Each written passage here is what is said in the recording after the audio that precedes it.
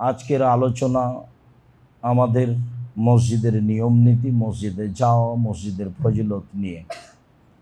আল্লাহ তাআলা বলেন, হে মানুষ, যখন তোমাদেরকে জুমার সালাতের জন্য ডাকা হবে তখন তোমরা দৌড়িয়ে মসজিদে আসো আর ব্যবসা বাণিজ্য ছেড়ে দাও।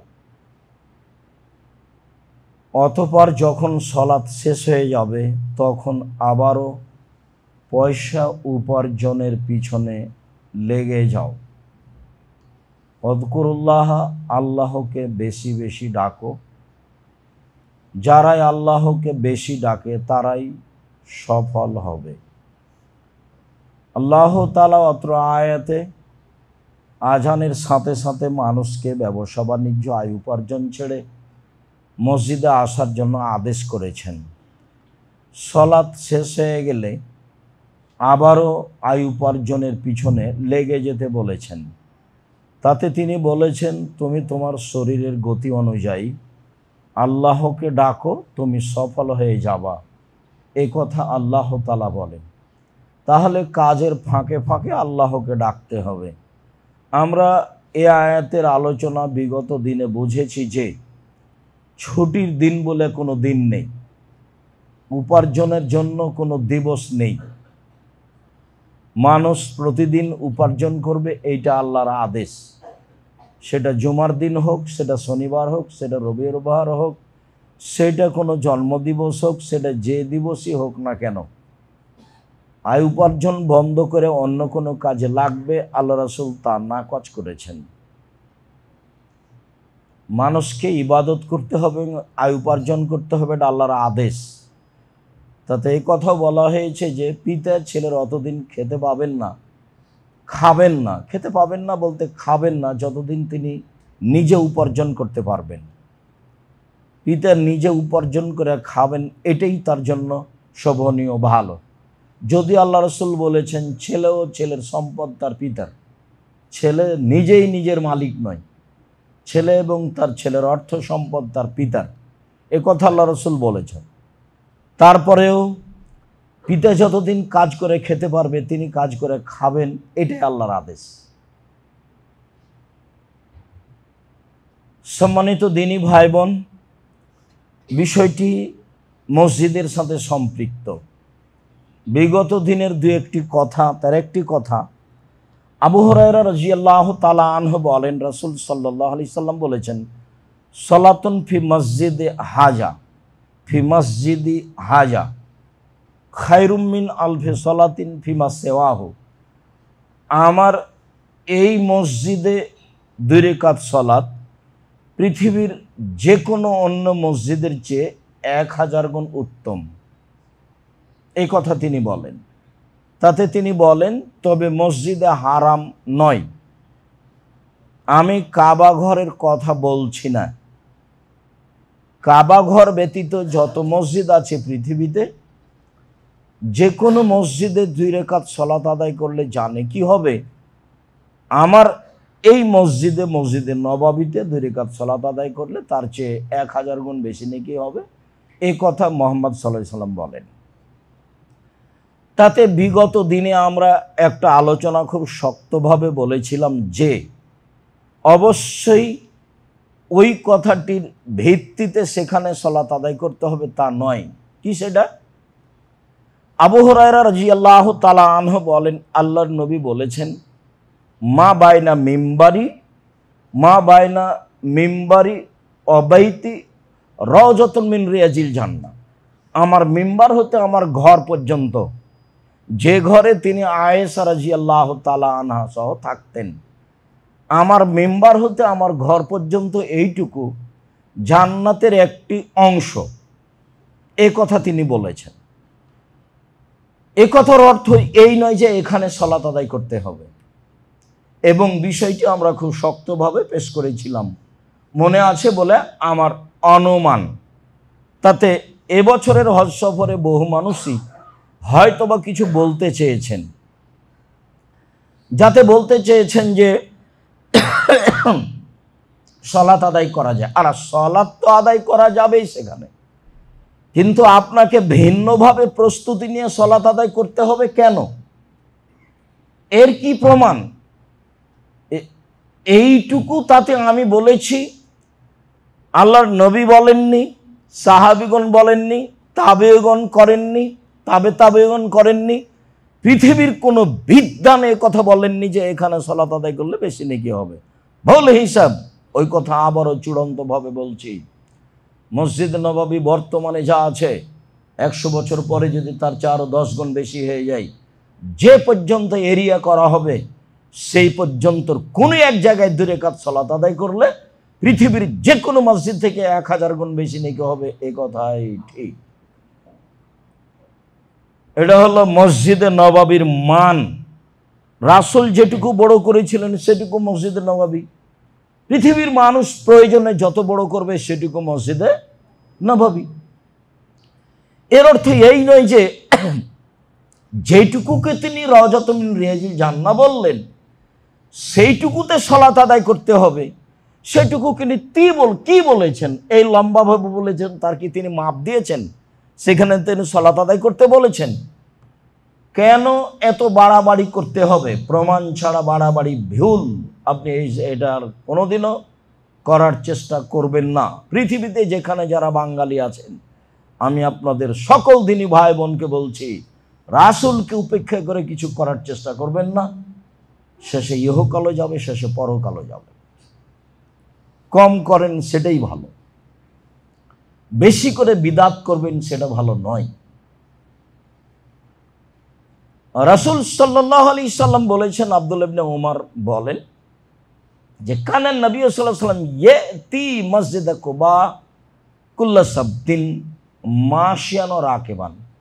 আল্লাহর নবী মসজিদে নববী থেকে প্রত্যেক সপ্তাহে একদিন বা শনিবার তিনি পায়ে হেঁটে বা বাহনে উঠে কোবা মসজিদে যেতেন। মসজিদে নববী থেকে প্রায় 3 কিলোমিটার দূরে। তিনি সেখানে 2 রাকাত সালাত আদায় করতেন।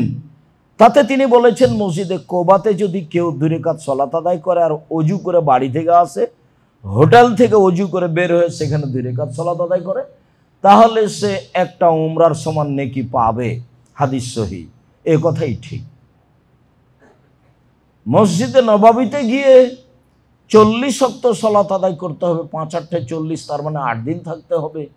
সেই সুবাদে সব হাজিকে নিয়ে এসে মদিনায় 8 দিন রাখা হয়। কাবা ঘরে জামাত ধরার প্রয়োজন হয় না, আর মসজিদে নববীতে জামাত ধরতে হবে, আর 40 ওয়াক্ত সালাত আদায় করতে হবে, তাহলে দুনিয়া হয়ে যাবে। এত বড় নোংরা জঘন্য বর্বর কথা রাসূল সাল্লাল্লাহু আলাইহি ওয়াসাল্লাম নয়, ভুল হিসাব। যেখানে আল্লাহ রাসূল বলেছেন যে 40 দিন তাকবীরে তাহরিমা পাবে, 40 দিন জামাতের সলাতে তাকবীরে তাহরিমা পাবে, সেটা জঙ্গলে জামাত হোক নাহলে মসজিদে জামাত হোক, জামাতে যদি মানুষ 40 দিন তাকবীরে তাহরিমা পায় তাহলে তার 2টা কাজ। 1, জাহান্নামের তালিকা থেকে নাম কেটে দেওয়া হবে। 2, মুনাফিকি তালিকা থেকে তার নাম কেটে দেওয়া হবে। মুনাফিকি তালিকায় তার নাম থাকবে না, আর জাহান্নামের তালিকায় তার নাম থাকবে না। এই কথা মুহাম্মদ সাল্লাল্লাহু আলাইহি সাল্লাম বলেন। মসজিদে নববীতে 40 ওয়াক্ত সালাত আদায় করতে হবে। মসজিদে রাসূলের কবরের কাছে গিয়ে হাত বাড়িয়ে সালাম দিতে হবে। রাসূল আপনাকে হাত বাড়িয়ে সালাম দিবে। হজের নামে টাকাটি লস। এমনি তো আমি বলে থাকি, যারা হজ করতে যায় সারা পৃথিবীর মহিলা পুরুষ, তাদের 1 নাম্বার লস বানানো দোয়া পড়া। রাসূলের দোয়া দিয়ে হয় না, তখন তারা বানানো দোয়া পড়ে। এটা হলো 1 নাম্বার লস, মানে ও গেছে। 2 নাম্বার হলো প্রায় সবাই মুআল্লিমের সাথে ভালো আচরণ করতে পারে না বিভিন্ন কারণে। কারণ আছে, এ কথাই ঠিক। কারণ সামনে রেখে ওখানে প্রতিশোধ নিতে হবে, এ কথা ঠিক নয়। আর তৃতীয় যেটা আমি মনে করি সেটা হলো, আমি দেখে যে যারা একাধিক উমরা করছে, তামিম মসজিদে গিয়ে, আয়েশা মসজিদে গিয়ে এহরাম বেঁধে উমরা করছে, তাদের খুব বড় লস। তারা ব্যবসায় লসে আছে, মানে এটা গেছে। বহুবার বললাম, আপনারা একজন আর একজনকে জানানোর চেষ্টা করেন। আয়েশা রাদিয়াল্লাহু তাআলা আনহা উমরা চলাকালীন তওয়াফ করছিলেন, তো চট করে হায়েজ আসলো, এটা নারীদের ব্যাপার, তো কান্নাকাটি করছেন। আল্লাহ নবী বলছেন, কি ব্যাপার আয়েশা, কাঁদছো কেন? তুমি তাহলে ঋতুবতী? জি, আপনাদের তো উমরা হবে, আমার তো আর হলো না। তখন আল্লাহ রাসূল বলছেন, আরে কাঁদো কেন? এইটা তো আদমের মেয়েদের উপরে করে দেওয়া হয়েছে, এখানে তো তোমার স্বাধীনতা নেই। তা হাজিরা যা করে তা করো, তওয়াফ করো না। সালাত আদায় নেই আর তওয়াফ নেই, তওয়াফ ও সালাত কি দিয়ে আপনাকে বুঝায়? কত প্রেম প্রীতি তওয়াফ চলাকালীন, কত বউকে ধরে আছে, আরো কত কাকে, আর কত কিভাবে ছবি উঠাচ্ছে, আর সারা পৃথিবীতে ছবি দেখাচ্ছে আর গল্প চলছে, তার নাম তওয়াফ। আল্লাহ রাসূল বলছেন, আকিলুল কালামা ফিত তওয়াফে ফাইনা তওয়াফ সালাত। তোমরা একেবারেই কথা কম বলো সালাত তওয়াফে, কেননা তওয়াফ ও সালাত কল্যাণপূর্ণ কথা ছাড়া তওয়াফে বলবা না। তওয়াফ ও সালাত, সেখানে এত ছবি আর এত সেলফির সাথে তওয়াফ আছে, এগুলো একটা ফ্যাশন।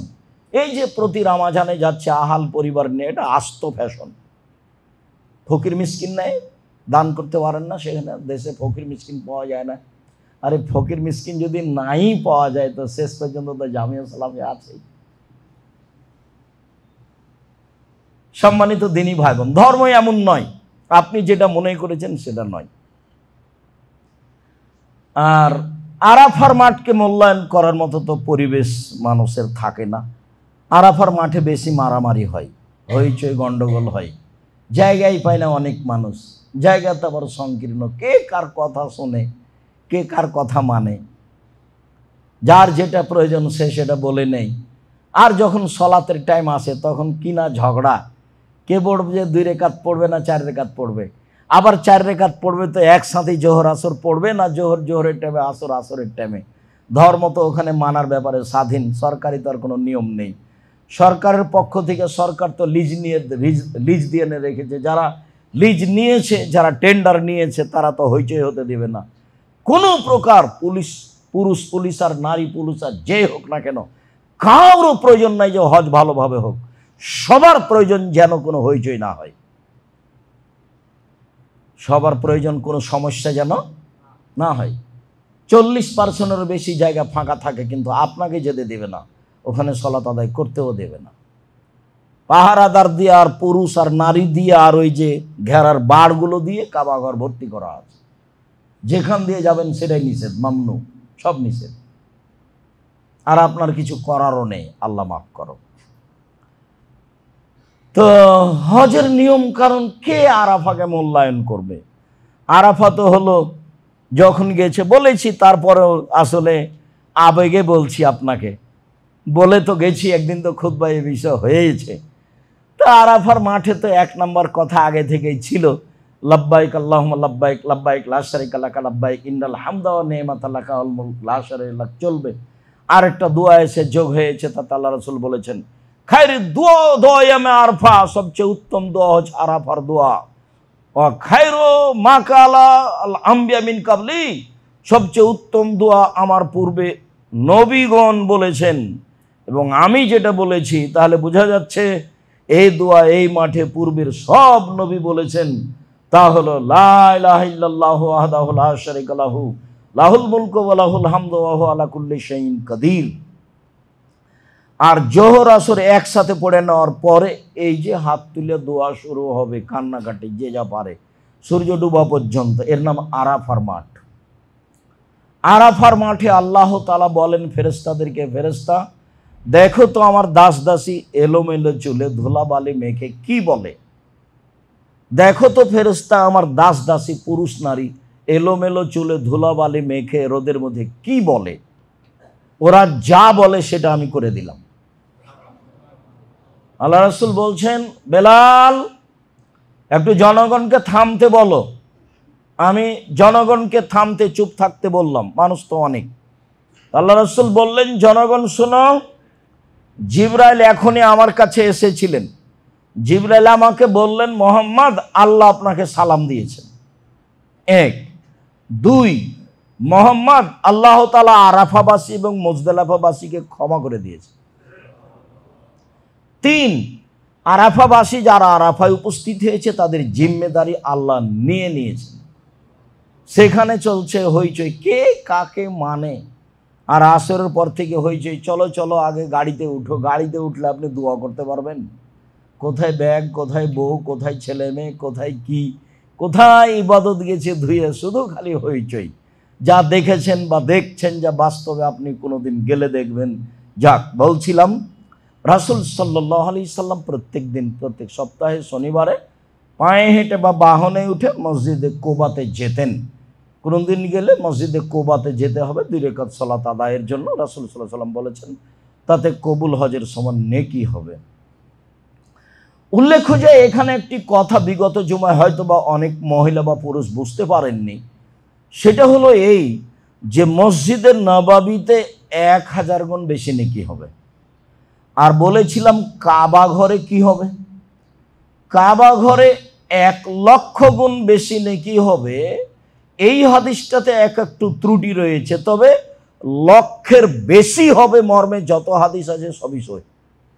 লক্ষের বেশি, লক্ষের বেশি, লক্ষের বেশি, বোঝা যায় না কথা। তাতে মনে হয়েছিল বিগত জুমায় আলোচনার এক পর্যায়ে কিছু মহিলা বা কিছু পুরুষ বুঝতে ভুল করেছিলেন যে কাবা ঘরে লক্ষের বেশি, সব হাদিস লক্ষের বেশি, সব সহি। হজ করতে গিয়ে, উমরা করতে গিয়ে মানুষ যেটা লসে থাকে, লাভটা ভুলে গিয়ে, সেটা যেগুলো লসের কথা বললাম, আর লাভে যেটা ছিল সেটা করতে পারে না। সেটা হলো কাবা ঘরে তওয়াফের চেয়ে আর কোনো দামি ইবাদত নেই। তওয়াফ শুরু করলে পা যতবার উঠাবে তত 10টা পাপ মিটে যাবে আর 10টা নেকি লিখা হবে। পা নামালে 10টা পাপ মিটে যাবে আর 10টা নেকি লিখা হবে। আর রুকনে ইয়ামানি থেকে হাজরে আসওয়াদ পর্যন্ত গেলে তার পাপ মুছে দেওয়া হবে। এটা হলো তওয়াফ। তাতে আল্লাহ রাসূল বলেছেন 24 ঘন্টা সালাত চলবে, তওয়াফ চলবে, এখানে কোনো নিষিদ্ধ সময় নেই। তাতে তিনি বলেছেন 24 ঘন্টা সালাত চলবে, কোনো নিষিদ্ধ সময় নেই। 24 ঘন্টা তওয়াফ চলবে, তাতে কোনো নিষিদ্ধ সময় নেই। মনে রাখা ভালো হবে যে নিষিদ্ধ সময় পৃথিবীর সব মসজিদেই রয়েছে, কাবা ঘর ব্যতীত। মনে রাখা ভালো হবে যে নিষিদ্ধ সময় পৃথিবীর সব মসজিদে রয়েছে, কাবা ঘর ব্যতীত। কাবা ঘরে কোনো নিষিদ্ধ সময় নেই।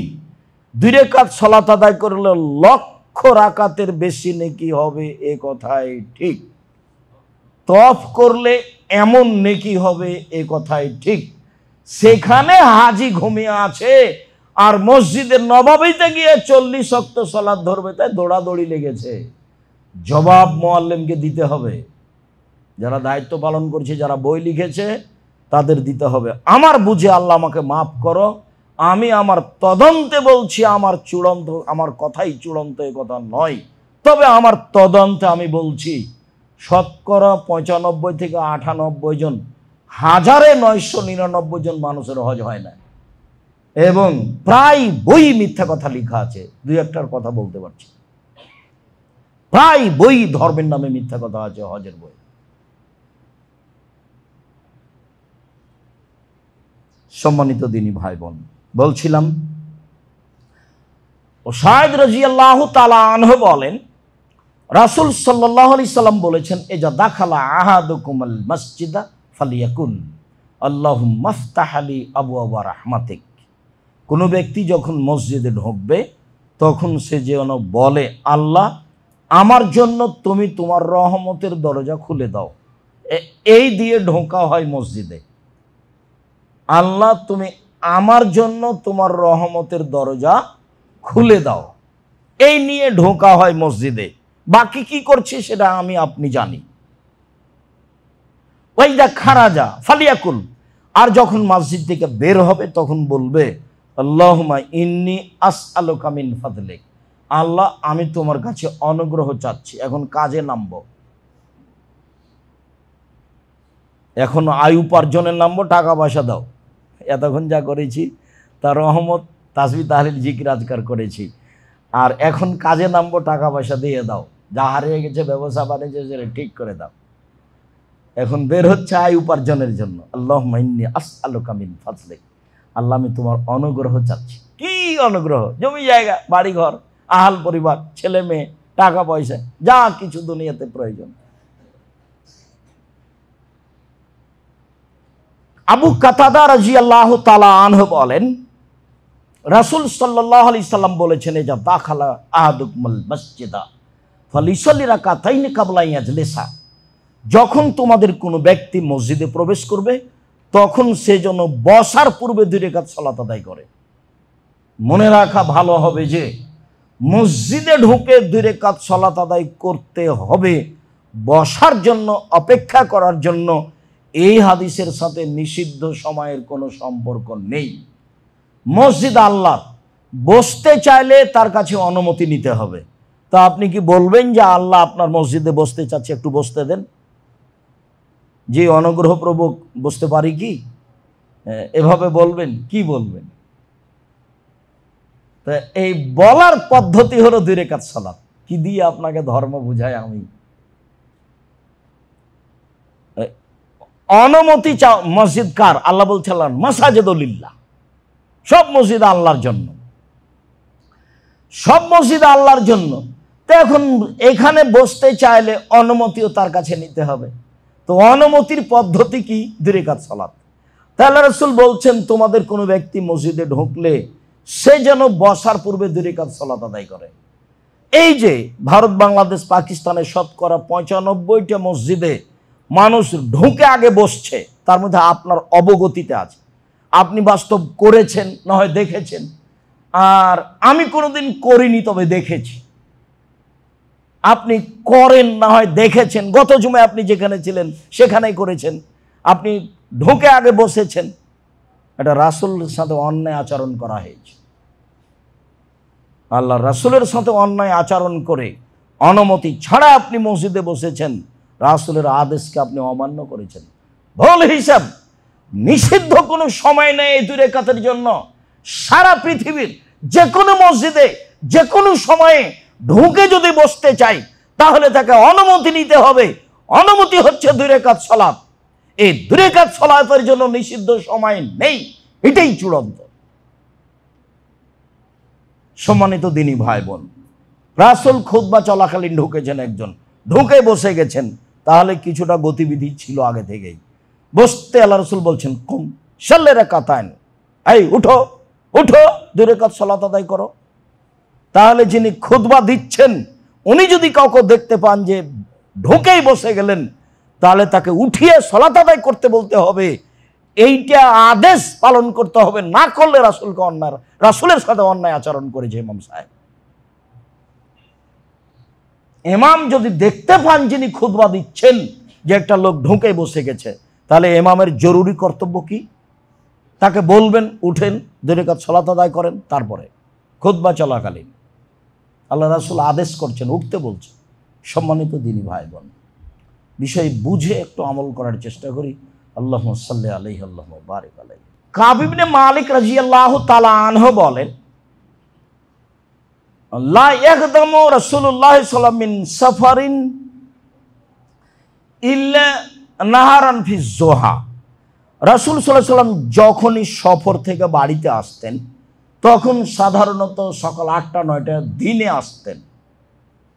রাতে তিনি বাড়িতে প্রবেশ করতেন না। সাধারণত তিনি দিনে আসতেন সফর থেকে। ওয়াইদা কাদেমা বাদাবিল মসজিদ, সফর থেকে বাড়িতে আসলে আগে মসজিদে ঢুকতেন। ফসল্লা ফিহা রাকাতাইনে, তারপর মসজিদে ঢুকে 2 রাকাত সালাত আদায় করতেন। সুমা জালাসা ফিহে, তারপর সেখানে বসতেন। তাহলে বাহির থেকে কেউ যদি বাড়িতে আসতে চায় সফর থেকে, তাহলে সফর থেকে বাড়িতে আসলে বাড়িতে ঢোকার সুন্নাত কি? আগে মসজিদে ঢুকতে হবে, মসজিদে ঢুকে 2 রাকাত সালাত আদায় করতে হবে। মানুষজন কেউ থাকলে ওখানে বসে একটু কথা বলতে হবে, 2-1 মিনিট, 2-4 মিনিট, তারপরে বাসায় আসতে হবে। এটাই সুন্নাত। রাসূল সাল্লাল্লাহু আলাইহি সাল্লামের এটা নিয়মিত সুন্নাত। আমরা যখন আসব তখন এইটুকু সুন্নাত পালন করার চেষ্টা করতে হবে। আনাস রাদিয়াল্লাহু তাআলা আনহু বলেন, আবু হুরায়রা রাদিয়াল্লাহু তাআলা আনহু বলেন, রাসূল সাল্লাল্লাহু আলাইহি সাল্লাম সামিয়া রাজুলান ইয়ানসুদু যাল্লাতান ফিল মসজিদ, একটা লোককে হারিয়ে যাওয়া জিনিস খুঁজতে শুনলেন মসজিদে। একটা লোক বলছে, আমার কাপড় হারিয়ে গেছে, বা আমার টুপি হারিয়ে গেছে, আমার টাকা হারিয়ে গেছে, কেউ পাইলে একটু দিবেন। এইভাবে একটা লোক হারিয়ে যাওয়া জিনিস খুঁজছে মসজিদে। তখন আল্লাহ রসুল বললেন, ফালিয়াকুল, সে যেন বলে, আল্লাহ রসুল বলছেন সে যেন বলে, লা রাদ্দাহাল্লাহু আলাইকা। আল্লাহ রসুল বললেন, লা রাদ্দাহাল্লাহু আলাইকা, তোমার হারিয়ে যাওয়া জিনিস যেন আল্লাহ তোমাকে ফেরত না দেয়। কেন? ফাইনাল মাসাজিদ আল্লাম তুবনা লিহাজা, মসজিদ হারিয়ে যাওয়া জিনিস খোঁজার জন্য নয়, মসজিদ হারিয়ে যাওয়া জিনিস খোঁজার জন্য নয়। হাদিস কিন্তু বুখারী মুসলিম, খুব ভালোভাবে মনে রাখতে হবে। এখন কিন্তু গ্রামের মসজিদে বলা হয় ছাগল হারিয়ে গেছে সে কথা, টাকা হারিয়ে গেছে সে কথা, আর মরা মানুষের খবর মাইকে বলা হয়।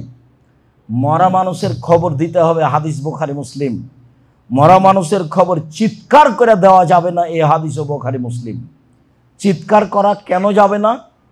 আগে মানুষ মারা গেলে ঢোলাই দেওয়া হতো। ঢোলাই বুঝি না আমরা?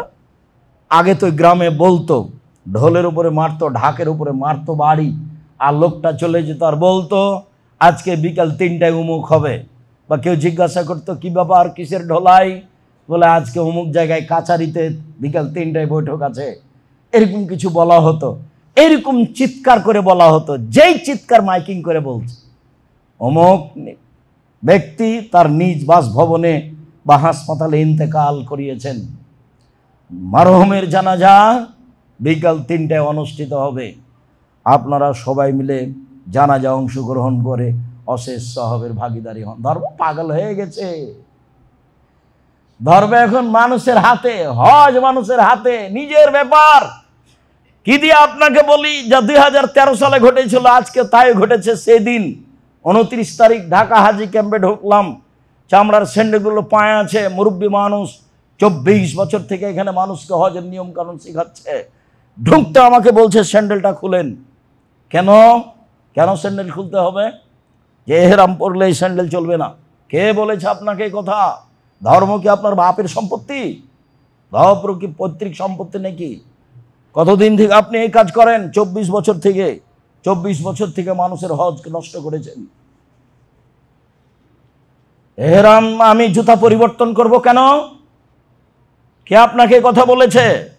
যান আপনি বলে দিন আজ থেকে 24 বছর থেকে আমি মানুষের হজ নষ্ট করেছি। আব্দুর রাজ্জাক বিন ইউসুফ বলেছেন। রাসূল সাল্লাল্লাহু আলাইহি সাল্লাম এহরাম বাঁধার জন্য জায়গা উল্লেখ করেছেন। ভারত, বাংলাদেশ, পাকিস্তান এলামলাম এহরাম বাঁধবে, এমনও তার অন্তর্ভুক্ত। তাতে তিনি বলেছেন এমানবাসীর জন্য এলামলাম। তারপরে তিনি বলেছেন হুন্না লাহুন্না, এইসব এলাকার জন্য এই জায়গা। তারপরে তিনি বলেছেন ওমান আতা আলাইহিন্না, সারা পৃথিবীর মানুষ যারা এমানের উপর দিয়ে পার হবে, এই জায়গার উপর দিয়ে তারা এলামলামে এহরাম বাঁধবে। ভারত, বাংলাদেশ, পাকিস্তানের মানুষ ঢাকা থেকে যাক, করাচি থেকে যাক, বোম্বাই থেকে যাক, কলকাতা থেকে যাক, সব বিমান এলামলামের উপর দিয়ে পার হয়। এবং বৈমানিকের পক্ষ থেকে বলা হয় এখন থেকে নিয়ে 30 মিনিটের মধ্যে বিমান এলামলামের উপর দিয়ে পার হবে, এই কথা বলা হয়। এবং অনেক বিমানে বলা হয় এহরাম এহরাম এহরাম। আপনি কাপড় পরেছেন ভালো কথা, অসুবিধা হতে পারে বিমানে, এইখানে আপনাকে লাভবাহিক বলতে হবে কেন? ভদ্রলোক বলছে যে বাড়ি থেকে এহরাম বাঁধলে হবে। আমি এখন কি বলতে পারি? তা আমার চট করে ধরা পড়েছে। এই কথা তো আমাকে 2013 সালে বলেছিল, এই মুরব্বী তাহলে বলেছিল। অনেক কিছু বললাম এখানে রুজি উপার্জন করতে হবে না। যদি কোথাও না পাওয়া যায় রুজি, তাহলে ভিক্ষা করে খেতে হবে। আপনি মুরব্বী মানুষ, ভিক্ষা করে খাওয়া লাগবে না। জামিয়া সালাফে আসেন, কোনো কাজ দেওয়ার চেষ্টা করবো ইনশাআল্লাহ। ধর্ম নিজের হাতে চলে গেছে, স্বাভাবিক ব্যাপার। মসজিদের মাইকে এভাবে চিৎকার করে মরার খবর বলা যাবে না, এ কথাই ঠিক। মোবাইলের মাধ্যমে কোটি মানুষকে খবর জানান আপনি, যেটা চিৎকার নয়। বাড়ি গিয়ে বলে এসেন যেটা আগে বলা হতো, সেটা চিৎকার নয়। রাসূল সাল্লাল্লাহু আলাইহি সাল্লাম হারিয়ে যাওয়া জিনিস মসজিদে খুঁজতে নিষেধ করেছেন। নিষেধের ঢং তিনি এভাবে বলেছেন, আল্লাহ ওর হারিয়ে যাওয়া জিনিস তুমি তাকে ফেরত দিবা না, এই কথা বলেছেন প্রথমে। এইটাই ঢং বলার। আপনি যদি মসজিদে কেউ হারিয়ে যাওয়া জিনিস খুঁজছে শুনতে পান, তাহলে আপনি বলবেন, তাহলে রাসূলের আদেশ পালন করা হবে যে আল্লাহ তুমি তাকে এই জিনিস ফিরিয়ে দিও না। তারপরে বলছেন ফাইনাল মাসাজিদ আলাম তুমরা লিহাজা, মসজিদে এই জন্য বানানো হয়নি। অথচ মসজিদে আল্লাহর নবী বিবাহ পড়াতেন, মসজিদে আল্লাহ রসুল বিচার আচার করতেন, মসজিদে আল্লাহ রসুল সাহাবীদের পড়াশোনার ব্যবস্থা করতেন, মসজিদে অনেক কিছু করতেন। মসজিদে হদ বাস্তবায়ন করতে নিষেধ করেছে। একটা লোককে 100 লাঠি পিটাতে হবে, সেটা মসজিদে করা হবে না, বাইরে নিয়ে যেতে হবে। মসজিদে অনেক কিছু করা যায়, এ কথাই ঠিক, মানুষের সামাজিক। আবার অনেক কিছু করা যায় না, এ কথাই ঠিক। তার একটা হারিয়ে যাওয়া জিনিস মসজিদে খোঁজা যায় না, যা রাসূল সাল্লাল্লাহু আলাইহি ওয়াসাল্লাম কঠোরভাবে নাকচ করেছে। আবু হুরায়রা রাদিয়াল্লাহু তাআলা আনহু বলেন, রাসূল সাল্লাল্লাহু আলাইহি সাল্লাম বলেছেন, মান আকালা শাজারাতাল মুনতেনাতা ফালা ইয়াকরাবান্না মসজিদানা, কোনো ব্যক্তি যদি গন্ধযুক্ত খাদ্য গাছ খায়, পেঁয়াজ রসুন বা অন্য যত কিছু খাদ্যে মুখ গন্ধ করবে,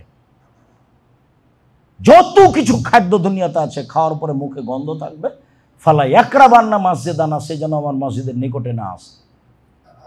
ওটা খাওয়া না যায় যে কথা নয়, ওটা আপনি খেতে পারেন, ওটা হালাল জিনিস, খেতে পারেন, কিন্তু খেয়ে আপনি মসজিদে আসবেন যখন আপনার মুখে গন্ধ আছে তা নয়। কেন? ফাইনাল মালাইকাতা তাতাওয়াজ্জা মিম্মা ইয়াতাওয়াজ্জাল ইনসু মিনহু, যেখানে মানুষ কষ্ট পায় সেখানে ফেরেশতা কষ্ট পান, যেখানে মানুষ কষ্ট পায় সেখানে ফেরেশতা কষ্ট পান, যেখানে মানুষ কষ্ট পায় সেখানে ফেরেশতা কষ্ট পান, তাহলে ফেরেশতা আরো বেশি পান। জিবরাইল আলাইহিস সালাম আমাদের নবীকে বলতেন মুখ পরিষ্কার করেন। আমি এই কথা বলিনি যে জিবরাইল আলাইহিস সালাম মুহাম্মদ সাল্লাল্লাহু আলাইহি সাল্লামের মুখ গন্ধ করেন। যিনি আমার বিরুদ্ধে কথা বলেছেন, আমার কাছে তিনি কি চাইবেন? ক্ষমা। আল্লাহকে বলতে হবে আমার ভুল হয়েছে, আল্লাহ তুমি ক্ষমা করো। আল্লাহর নবী মানুষ, তার মুখে মানবিক গন্ধ ছিল, যার কারণেই তিনি যখন তখন মেশাক করতেন। কেন? তিনি নূরের তৈরি নন। আমি মানবিক গন্ধ বললাম তো আপনার গা জ্বলে উঠলো কেন? কেন জ্বলে উঠবে? যদি ঝকঝকাই মুখ থাকে তাহলে ঘুম থেকে উঠে মুখ পরিষ্কার করেন কেন? সালাতের পূর্বে তিনি মুখ পরিষ্কার করতেন কেন? বাহির থেকে ভিতরে ঢুকলেই তিনি মুখ পরিষ্কার করতেন কেন? দেখেন, পবিত্রতার আলোচনায় বিস্তারিত বলা আছে। আবার আলোচনা ফিরিয়ে নিয়ে এসে দেখেন পবিত্রতার আলোচনা মেশাক নিয়ে আলোচনা করার সময়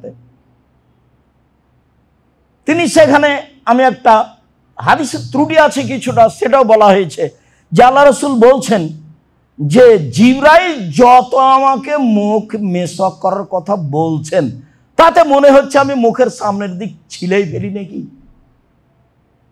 তো জিবরাইল আলাইহিস সালাম কয়বার দাঁত পরিষ্কার করেন দিনে? একদিনও করেন না। কেন? তার এটা প্রয়োজন নাই, তিনি নূরের তৈরি। আর আমাদের নবী কিসের তৈরি? মাটির তৈরি। ভুল হিসাব, আপনার হিসাবই ভুল। মুহাম্মদ সাল্লাল্লাহু আলাইহি সাল্লাম নূরের তৈরি নন, মুহাম্মদ সাল্লাল্লাহু আলাইহি সাল্লাম মাটির তৈরি। তার পিতা ছিলেন, তার মাতা ছিলেন, তিনি স্বামী স্ত্রীর মাধ্যমে দুনিয়াতে এসেছেন। তিনি খেতেন, তিনি পেশাব করতেন, তিনি পায়খানা করতেন, তিনি মানুষ। তার স্ত্রী ছিল, তার চলাফেরা ছিল মানুষের মতো, তিনি মানুষের সাথে উঠতেন, বসতেন, সামাজিক কথা বলতেন, সবকিছু করতেন। তিনি একটা মানুষ। আপনার আমার মধ্যে পার্থক্য, নবী সম্মানী পার্থক্য। নবী জিবরাইল তার কাছে আসেন, আমার কাছে আসেন না। আর আয়েশা রাদিয়াল্লাহু তাআলা আনহা বলছেন, জালা নবী বলছেন, আয়েশা তোমাকে জিবরাইল সালাম দিল। আয়েশা বলছেন, ঠিক আছে আপনাকেও সালাম, জিবরাইলকেও সালাম। আপনি তো জিবরাইলকে দেখতে পান না, আমি তো দেখতে পাই না। এক বিছানায় তিনজন, জিবরাইল আলাইহিস সালাম, মুহাম্মদ সাল্লাল্লাহু আলাইহি সাল্লাম এবং আয়েশা রাদিয়াল্লাহু তাআলা, এক বিছানায় তিনজন, এক ল্যাপের নিচে তিনজন। বুখারী মুসলিমের হাদিস। অথচ আয়েশা রাদিয়াল্লাহু তাআলা দেখতে পান না কোথায় জিবরাইল। ওনার পদার্থ ভিন্ন, জিবরাইলের তৈরি পদার্থ ভিন্ন, মুহাম্মদ সাল্লাল্লাহু আলাইহি সাল্লামের তৈরি পদার্থ ভিন্ন। অতএব ইসলামকে ইসলামের গতিতে, মুহাম্মদ সাল্লাল্লাহু আলাইহি সাল্লামের নীতিতে মেনে নিতে হবে। তাহলে আমি ভালো। মনে রাখতে হবে, চিরদিন বলে আসছি, এক গিলাস পানি পান করতে যেই ধর্মে 5টা বিধান লাগে, সেই ধর্মে এমনি চলে না। এক গিলাস পানি পান করতে যে ধর্মে 5টা বিধান লাগে, 1 ডান হাতে ধরতে হবে, 2 বিসমিল্লাহ বলতে হবে, 3 বসে পান করতে হবে, 4 3 শ্বাসে পান করতে হবে, 5 বসে পান শেষে আলহামদুলিল্লাহ বলতে হবে। এক গিলাস পানি পান করতে যে ধর্মে 5টা বিধান লাগে সে ধর্ম এমনিতেই চলে, মগের মুল্লুকের মতো, এ কথা ঠিক নয়। আনাস রাদিয়াল্লাহু তাআলা আনহু বলেন, রাসূল সাল্লাল্লাহু আলাইহি সাল্লাম বলেছেন, আল বোজা কফিল মসজিদে খাতিয়াতুন ওয়া কাফারাতুহা দাফানুহা। মসজিদে থুথু ফেলা পাপ, গুনাহ, চিকেন, থুতু, শ্লেষা, ময়লা, আবর্জনা, আপনার জানা অনুপাতে যার নাম আবর্জনা, যার নাম ময়লা আপনি মসজিদে ফেলতে পাবেন না। আর যদি পড়েই যায় বা ফেলে দেওয়াই হয় তো কাফারাতুহা দাফানুহা, এই পাপের কাফারা হচ্ছে তা পরিষ্কার করতে হবে, মিটিয়ে দিতে হবে। আল্লাহ বলছেন ইব্রাহিম আলাইহিস সালামকে, বাপ বেটাকে মসজিদ পরিষ্কার করে রাখেন, যারা তওয়াফ করতে আসবে তাদের জন্য, যারা সালাত আদায় করবে তাদের জন্য। ইব্রাহিম আলাইহিস সালামকে বলছেন আল্লাহ, আর ইসমাইল আলাইহিস সালামকে বলছেন মসজিদ পরিষ্কার করে রাখেন। তাহের বাইতি আলিত তায়েফিন, আমার ঘর পরিষ্কার করে রাখেন। এবারে সরকারিভাবে মসজিদ নববীকে পরিষ্কার করা হয়।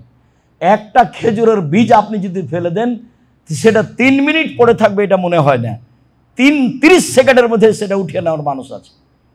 হাজার হাজার লাখ লাখ কর্মচারী মানুষ আছে তাকে পরিষ্কার করার জন্য। তো ওই মসজিদই মসজিদ, সেখানে আপনার আবর্জনা পড়ে থাকে কি করে? সেখানে আপনি কেমন একটা কর্মচারী রেখেছেন, ওদিকে পেশাবখানা, ওইদিকে পায়খানা, ওইদিকে আবর্জনা, ওইদিকে ল্যাব, ওইদিকে তোষক, সব কিছু যতটুকুর নাম সালাত আদায় করার জায়গা ততটুকু একবারে ঝকঝকে করে রাখবেন, এটাই ঠিক। আবু যার গেফারি রাদিয়াল্লাহু তাআলা আনহু বলেন, রাসূল সাল্লাল্লাহু আলাইহি সাল্লাম বললেন, ওরেজাত আলাইয়া, ওরেজাত আলাইয়া আমালা উম্মতি, আমার কাছে আমার উম্মতের সব আমল পেশ করা হলো। হাদিস বুখারী মুসলিম। আমার কাছে আমার উম্মতের সব আমল পেশ করা হলো। ফাওয়াজাদতু ফি মাহাসিনে আমালিহা, আমি আমার উম্মতের সবচেয়ে যেটা ভালো নেকি পেলাম, আমার উম্মতের ভালো মন্দ যে নেকি আমার কাছে পেশ করা হলো তার মধ্যে সবচেয়ে যেটা ভালো নেকি পেলাম, উত্তম নেকি পেলাম, সেটা হলো এই আল আদা ইউমাতানি তরিক, ওই ময়লা কষ্টদায়ক জিনিস যেটা রাস্তায় পড়েছিল সরিয়ে দেওয়া হয়েছে। মানে রাস্তা বন্ধ করার কোনো কাজ করা যাবে না, এমপি মন্ত্রীর জন্য রাস্তা বন্ধ করা যাবে না, মিছিল বের করার জন্য রাস্তা বন্ধ করা যাবে না, কারফিউ জারি করে রাস্তা বন্ধ করা যাবে না। রাস্তার মান ভিন্ন।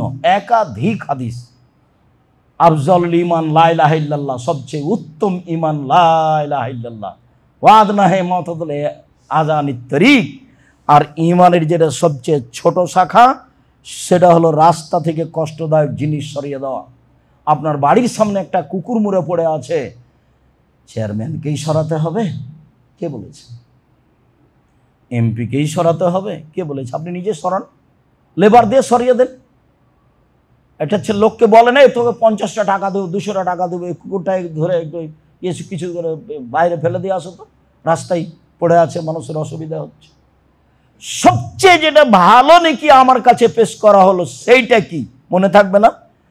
রাস্তাতে পড়েছিল কষ্টদায়ক জিনিস সরিয়ে দেওয়া হয়েছে, ওই নেকিটা আমার কাছে সবচেয়ে প্রিয় বলে পেশ করা হলো। নেকি তো অনেক আছে, তাহাজ্জুদের আছে, হজের আছে, সলাতের আছে, সিয়ামের আছে, কোরআন তেলাওয়াতের আছে, তাসবিহ তাহলিলের আছে, অনেক নেকির মাধ্যম আছে, কুরবানি আছে, ফকির মিসকিন খেতে দেওয়া আছে।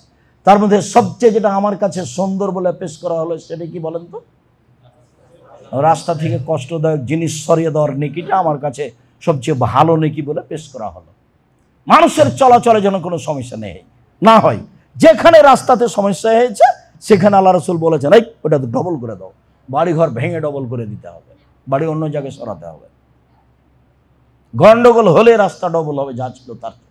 এটাই নিয়ম। রাস্তার ব্যাপারে রাসূল সাল্লাল্লাহু আলাইহি ওয়াসাল্লাম আপোষ করেননি। রাস্তা রাস্তাই। যদি চাও আপনার প্রাচীর, এই যে আপনার জেলার খবর আমি বলতে পারছি না, নারায়ণগঞ্জ যেখানে জামিয়া সালাফিয়া আছে, রাস্তার শেষ প্রান্তে প্রাচীর দিয়েছে, প্রাচীরের বাইরে গাছ লাগানো আছে। তো গাছটা কোথায় লাগিয়েছে? আপনার গাড়িটা এই তো চলে না একটু পরে, এরকম করছেন কেন? প্রাচীরের শেষ প্রান্তে আপনি প্রাচীর দিয়েছেন, জমির শেষ প্রান্তে প্রাচীরের বাইরে গাছ লাগিয়েছেন, এটা কি? রাসূল সাল্লাল্লাহু আলাইহি ওয়াসাল্লামের কাছে সবচেয়ে উত্তম আমল যেটা পেশ করা হলো আমলের মধ্যে, সেটা এটা। তারপরে অমিন মাসাবিয়া আমালেহা, আমার উম্মতের সবচেয়ে যেটা খারাপ আমল আমার কাছে পেশ করা হলো, সেটা হলো আন-নুখাতো ফিল মসজিদে তাকুনু ফিল মসজিদে লা তুদফানো, ময়লা মসজিদে পড়ে আছে, সেটা সরানো হলো না। উনি জানেন যে এটা ময়লা, তারপর উনি নিজে সরালো না, আর ওই গুনাহটা আমার কাছে সবচেয়ে খারাপ গুনাহ বলে পেশ করা হয়েছে। হাদিস কিন্তু বুখারী মুসলিম। আমি একজন অনুবাদক, এখানে মধ্যে কিছু আছে এটা বোঝার সুযোগ নেই। আমার কাছে যেটা সবচেয়ে খারাপ পাপ বলে পেশ করা হলো, সেটা আপনার চোখের সামনে বা আপনার পক্ষ থেকে ময়লা মসজিদে পড়ে গেল, সেটা আপনি সরালেন না, সেটা হলো খারাপ পাপ বলে রাসূলের কাছে পেশ করা হলো, যা রাসূল সাল্লাল্লাহু আলাইহি ওয়াসাল্লাম বলেন। আবু হুরায়রা রাদিয়াল্লাহু তাআলা আনহু বলেন, রাসূল সাল্লাল্লাহু আলাইহি ওয়াসাল্লাম বলেছেন, মান কামা ইলা সলা, তোমাদের কোনো ব্যক্তি যদি সলাতে দাঁড়ায়, তাহলে ফালা ইয়াবসুক আমামাহু, সামনের দিকে যেন থুথু না ফেলে। থুথুর তো প্রয়োজন হতেই পারে, নাকের আপনার শ্লেষার শিকানের প্রয়োজন হতেই পারে। তো কি করতে হবে? তোমাদের কোনো ব্যক্তি যদি সলাতে দাঁড়ায়, তাহলে সে সামনের দিকে থুথু না ফেলে। কেন? ইন্নামা ইউনাজিল্লাহা, ও তো আল্লাহর সাথে চুপে চুপে কথা বলছে।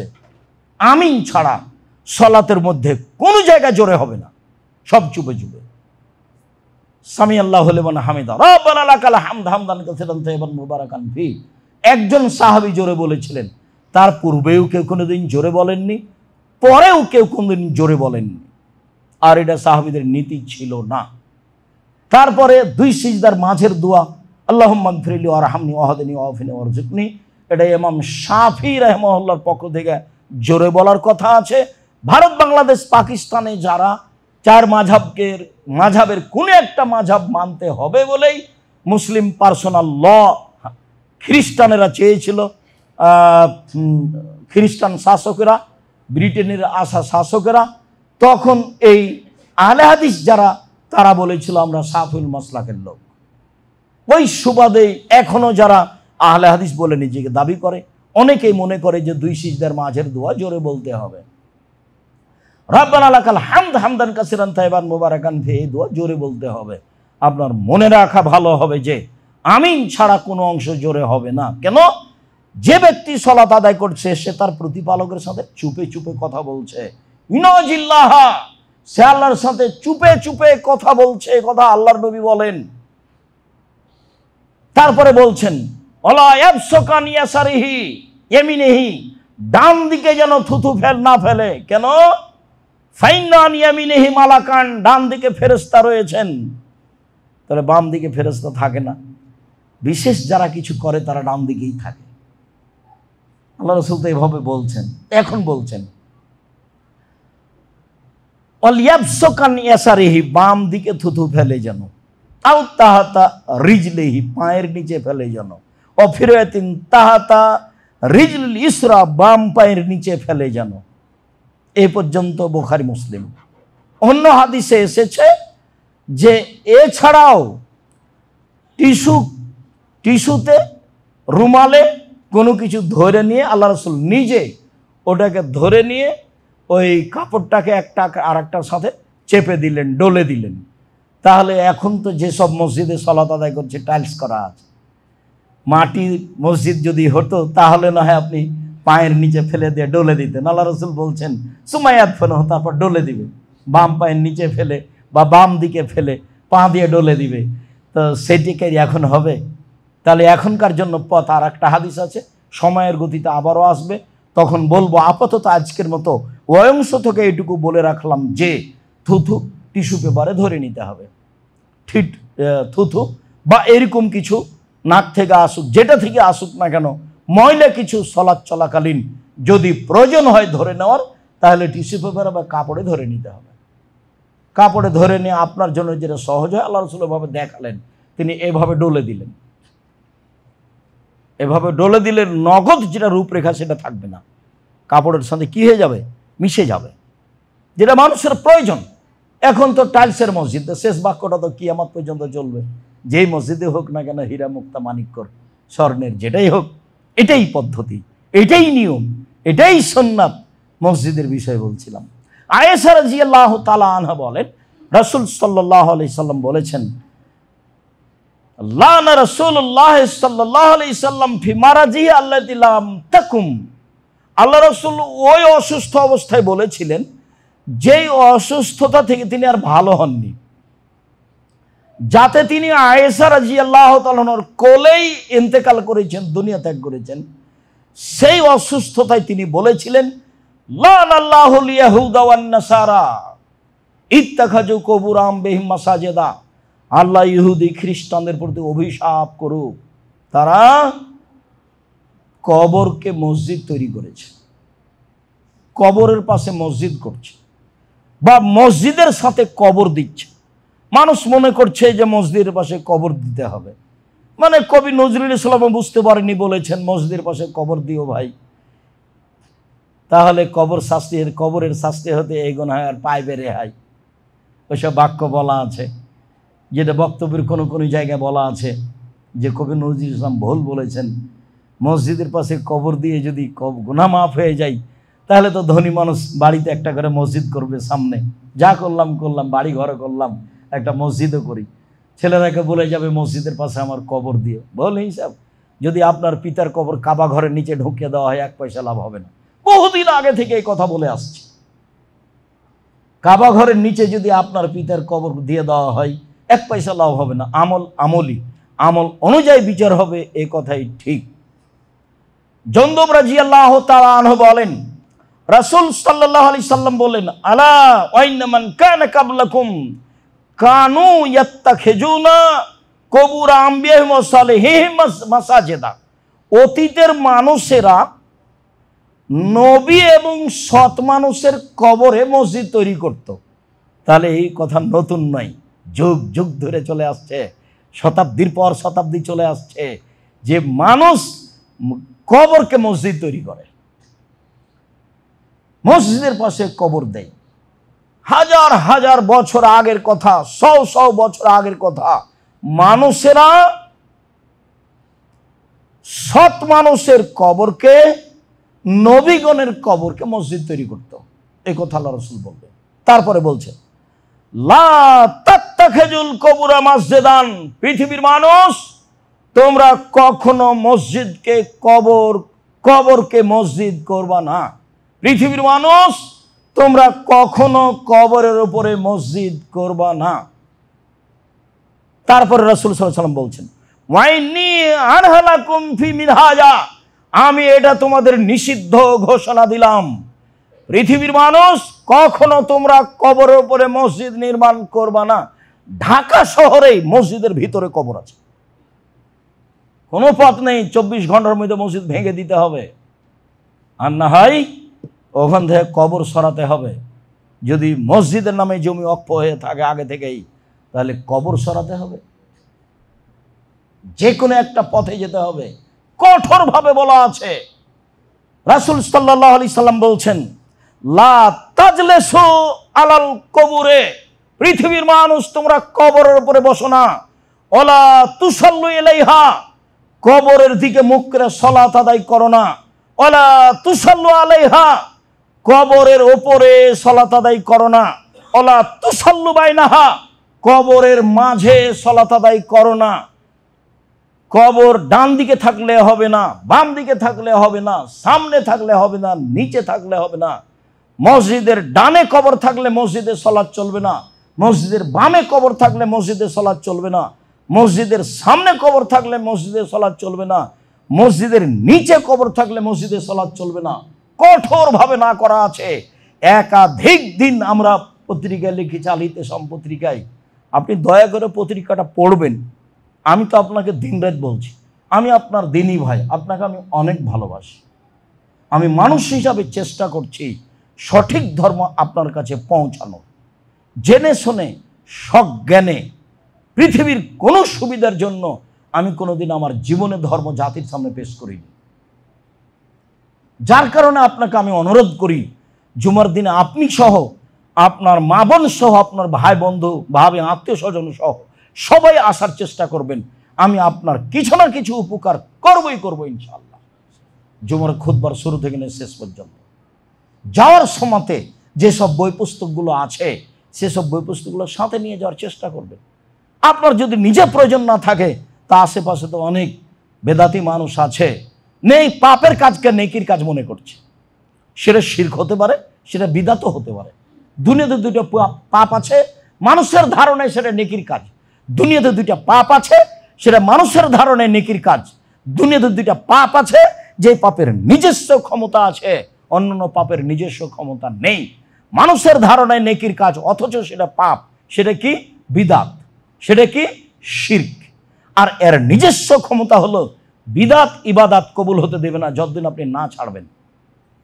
লাইক বলা আনহা আদল সারফ, তার ফরজ ইবাদাত কবুল হবে না, তার নফল ইবাদাত কবুল হবে না ও যদি বিদাত করে তাহলে। আর শিরক মানে অতীতের সব নেকি গেছে। ঢাকা বিমানবন্দরে নেমে আপনার ছেলে এসেছে দামি গাড়িটা নিয়ে আপনাকে নিয়ে যাবে, গোলাপ শাহের মাজারের পাশ দিয়ে যাচ্ছিলেন, 10 টাকা আপনি গোলাপ শাহের মাজারে দিয়ে দিয়েছেন। হজের যদি এক নেকি থাকে, সুবহানাল্লাহর যদি এক নেকি থাকে, তাহলে ইসলাম ধর্ম মিথ্যা। আপনার এক নেকি থাকলো না, এ কথাই ঠিক। আমি যদি বুঝাতে না পারি তাহলে আমি অক্ষম। শরীয়ত ঠিকই আছে, আমার অক্ষমতার ধরুন আপনাকে আমি বুঝাতে পারিনি। এটাই চূড়ান্ত যে দুনিয়াতে দুইটা পাপ আছে, যেই পাপের নিজস্ব ক্ষমতা আছে, যেটা মানুষের ধারণায় নেকির কাজ, অথচ তা পাপের কাজ। 1 শিরক, 2 বিদাত। শিরক করলে আল্লাহকে অপমান করা হয়, অতীতের নেকি নষ্ট হয়ে যায়। বিদাত করলে রাসূলকে অপমান করা হয়, ইবাদত কবুল হয় না। নবী বলেছেন এলামলাম, আর মুরব্বী বলছে বাড়ি থেকে এহরাম বাঁধলে চলবে। তো রাসূল কেন এসেছেন আমি এখন কি দিয়ে বলি? কি ছাই করতে আল্লাহ নবী আসলেন? নাউজুবিল্লাহি মিন জালিক। নবী তো আমার আপনার জন্য এসেছেন। পৃথিবীর কোনো মানুষের যে কথা চলে না, একমাত্র মুহাম্মদ সাল্লাল্লাহু আলাইহি ওয়াসাল্লামের কথা চলে। ওমর যদি বলেন কাল থেকে এহরাম বাঁধতে হবে স্ব স্থান থেকে, সে কথা বাতিল। সম্মানিত দিনী ভাই বোন, আপাতত আজকের মতো আমরা শেষের স্থানে চলে আসলাম। এই বিষয়ে সময় কথা আরও বেশি হবে।